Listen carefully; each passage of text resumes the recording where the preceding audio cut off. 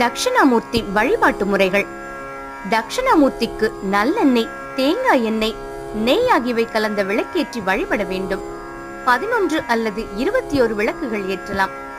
தட்சிணாமூர்த்தியை வலம் வரும்போது 3, 9, 11 ஆகிய முறைகளில் சுற்றி வர வேண்டும்.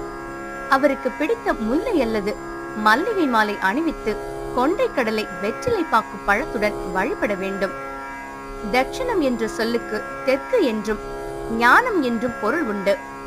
ஞானத்தின் திருவுருவமாக அமர்ந்து தன்னை வழிபடுபவர்களுக்கு ஞானத்தை வழங்கி அருள்பவர் தட்சிணாமூர்த்தி. ஞானமானது தட்சிணாமூர்த்தியின் முன்னிலையில் அவரையே நோக்கி நின்று கொண்டிருக்கிறது. வியாக்கியான தட்சிணாமூர்த்தி. தட்சிணாமூர்த்தி யோகம், ஞானம், வீணா, வியாக்கியான தட்சிணாமூர்த்தி என 4 நிலைகளில் வழிபடப்படுகிறார். பெரும்பாலான கோவில்களில் விளங்குபவர் வியாக்கியான தட்சிணாமூர்த்தி.